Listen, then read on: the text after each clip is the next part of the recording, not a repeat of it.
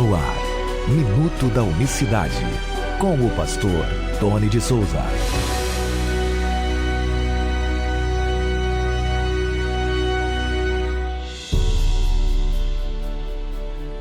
Olá, queridos, graça e paz da parte do nosso grande Deus e Salvador Jesus Cristo. Deus abençoe a todos nesta segunda-feira, 22 de setembro de 2025. Até aqui nos ajudou o Senhor. Uma boa semana para você que nos acompanha, para você que está sempre aí atento ao nosso programa Minuto da Unicidade. Deus abençoe você, a sua família, aonde quer que estejas. Havia entre os fariseus um homem chamado Nicodemos, príncipe dos judeus. E este foi ter com Jesus de noite e disse-lhe: Rabi, bem sabemos que és mestre em Israel, vindo de Deus, porque ninguém pode fazer estes sinais que tu fazes se Deus não for com ele. Nós conhecemos muito bem esse texto, que eu queria refletir um pouquinho sobre essa aproximação desse grande estudioso da lei, esse fariseu, Nós sabemos que os fariseus viraram, se tornou, o fariseu tornou-se um termo pejorativo ou símbolo, ou sinônimo da hipocrisia religiosa. Infelizmente, por causa dessa advertência do Senhor Jesus para os fariseus, que eram os principais líderes do povo na época do Senhor Jesus, ou pelo menos os mais famosos, os líderes religiosos eram divididos em como se fosse uma espécie de, não vou dizer castas, mas de grupos, Saduceus, fariseus, jebuseus, heteus, heveus, e aí por aí vai embora os títulos, e esses são os mais famosos, talvez por causa dos que sempre estavam em embates com o Senhor Jesus, porque eles eram criteriosíssimos, com as observações da lei. E se eles olhassem para uma pessoa e visse que aquela pessoa errava em algum ponto, eles já os agredia, os apontavam, os criticavam. E Jesus, num determinado momento, nós sabemos, ele foi para cima dos fariseus, mostrando-lhes a hipocrisia deles, Lá em Mateus 23, você vai ver o ápice deste puxão de orelha, Eu não vou nem dizer puxão de orelha, mas praticamente uma surra no bom sentido da palavra, Mas por causa desses embates e por causa das acusações do Senhor Jesus, que é verdade, não é acusações, é em si um apontamento, foi ao contrário, o Senhor Jesus que, ao invés dele mostrarem possíveis erros do Senhor Jesus que não havia, o Senhor Jesus realmente mostrou de fato quem errava por baixo dos panos, pelos interiores afora, enfim. Mas é um dos grupos mais estudiosos das escrituras daquele tempo.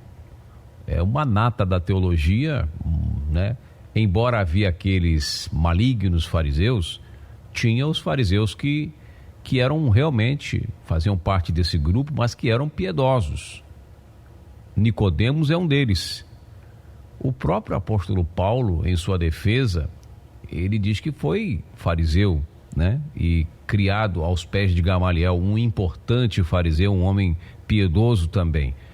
Então, muito cuidado na hora de você olhar para os fariseus e acusá-lo. Como eu disse, virou clichê, virou um termo sinônimo de hipocrisia, mas era um dos homens mais preparados, teologicamente falando. Se cumpria ou não, aí era questão desses embates que o Senhor Jesus sempre apontava, mas Nicodemos foi tratado com muito carinho pelo Senhor Jesus, com muito respeito, assim como o próprio Paulo, que fazia o que fazia, mas na melhor das intenções, acredite se quiser. Tinha um zelo muito grande pela lei, por isso ele perseguiu os cristãos, mas não na maldade em si, perseguia mais por guardar a lei, na sua ignorância, vamos dizer assim. Por que eu digo isso? Porque essa expressão de Nicodemos, voltando aqui para o texto que nós lemos aqui, está lá no Evangelho de João 3, verso 2, ele vai ter com Jesus à noite justamente no intuito de não se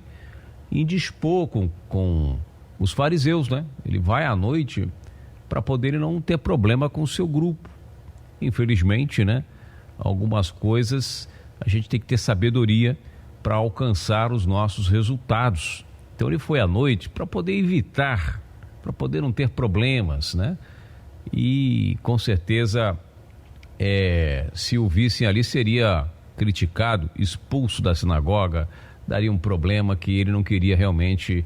Ele buscava a paz de qualquer maneira. Não vejo nem como covardia, vejo mais como sabedoria e estratégia de quem é inteligente. Às vezes as pessoas confundem, né? Isso com covardia. Às vezes tu é estrategista, não vai se indispor, enfim. É uma série de questões. Mas ele disse: ninguém pode fazer esses sinais que tu fazes se Deus não for com ele. Bom, Nicodemos está fazendo aqui, percebe-se, né, nesse texto, um primeiro contato com o Senhor Jesus. Ele está iniciando o diálogo com o Senhor Jesus. Ele está se aproximando do Senhor Jesus. O reconhece como um grande professor, um grande mestre, né, um grande rabi, e fala: olha, eu vejo que Deus está contigo. Deus está contigo. Quando as pessoas se aproximam do Evangelho, elas ainda não têm uma ideia clara da pessoa do Senhor Jesus. Elas não têm uma clareza exata de quem é o Senhor Jesus. É por isso que Pedro recomenda na sua carta, na primeira carta 3, lá no finalzinho, no último versículo, se não estou equivocado, verso, acho que segunda carta, né? Ele recomenda que nós devemos crescer na graça e no conhecimento do Senhor Jesus. Antes crescei na graça e no conhecimento do Senhor Jesus. Por quê? Porque você vai ver nesse diálogo, nesta comunhão de Nicodemos com o Senhor Jesus, um crescimento, e ele tendo revelações maravilhosas. Nicodemos, como um grande conhecedor da lei, da Torá, uma pessoa um mestre também em Israel, inclusive Jesus questiona isso lá pelo capítulo 7, tu és mestre em Israel e não sabe dessas coisas? Ou seja, era um mestre, a conversa ali era de mestre para mestre, não podia ficar no campo da superficialidade.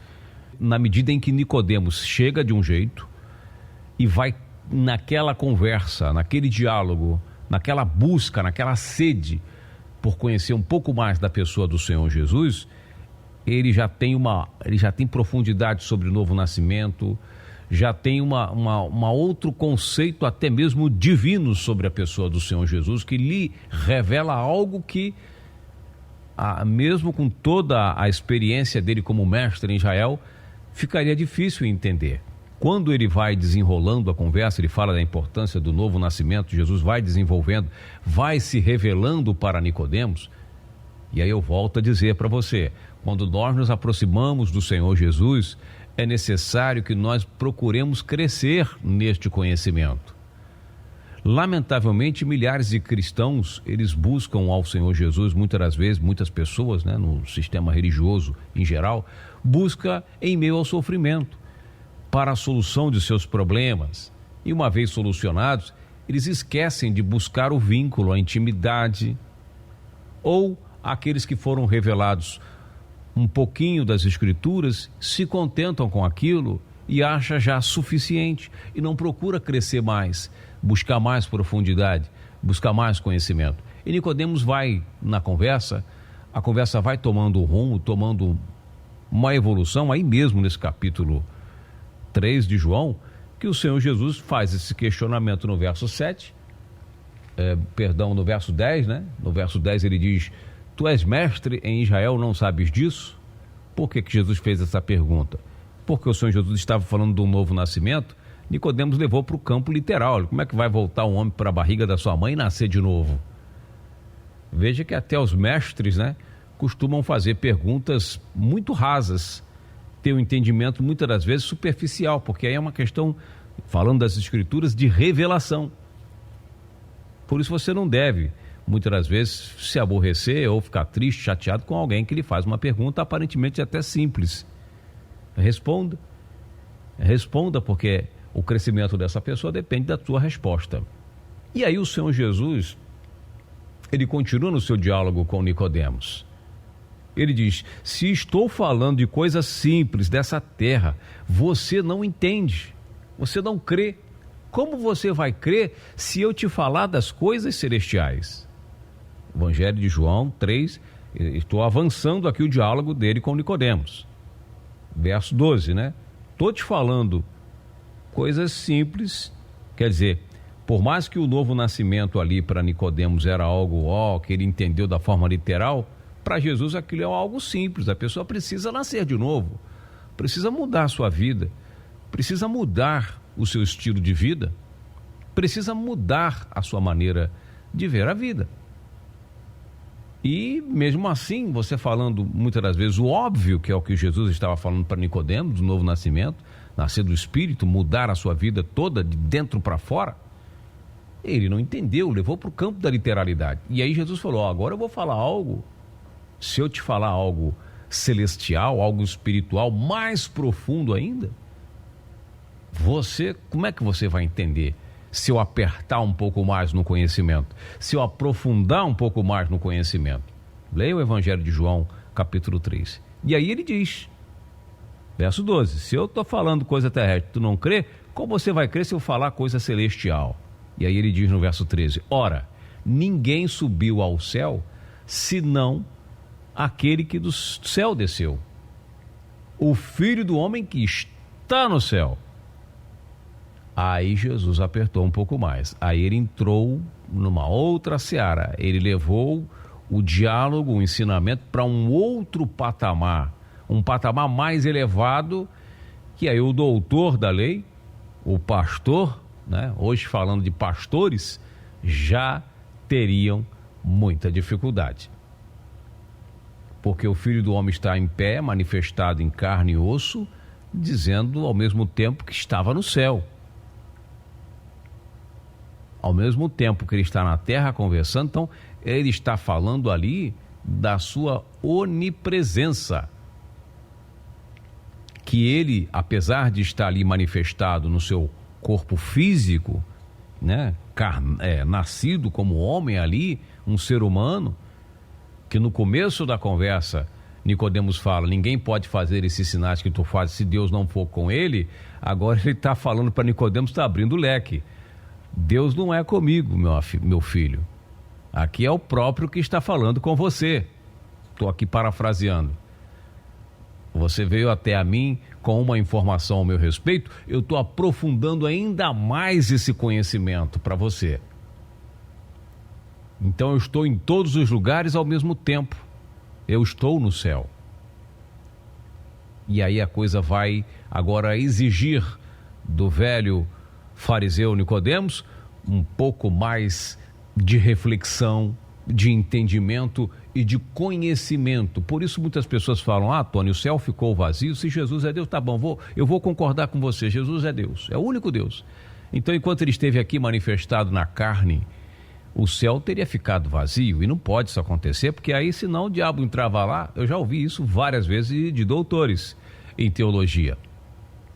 Você coloca esse verso aqui com Salmo 139, está muito contextualizado. E se você se aprofundar mais ainda na pessoa do Senhor Jesus, ele estava dentro no fundo do mar. Ele estava ali falando para Pedro, joga o teu anzol, o primeiro peixe que pegar, você já tem um valor dentro da boca dele que dá para pagar imposto por mim e por você. Mas quem avisou ele que isso ia acontecer, né? Que domínio ele tem esse, que vai mandar o peixe lá, um peixe que era necessário cair naquele anzol, morder aquele anzol, já tinha moeda suficiente, com o valor necessário? Como assim?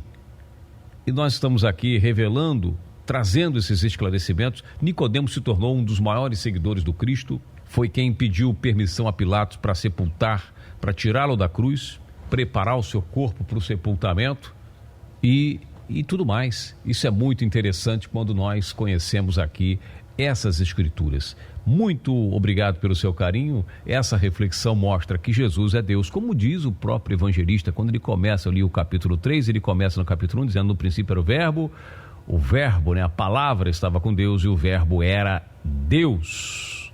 O verbo era Deus. Todas as coisas foram feitas por ele, sem ele nada do que foi feito se fez. Bom, meus queridos e amados irmãos, eu vou ficando por aqui. Tem muito mais assunto para falar acerca deste tema. Nós continuaremos amanhã. Deus abençoe a todos de maneira rica e abundante. Graça e paz para você. Minuto da Unicidade.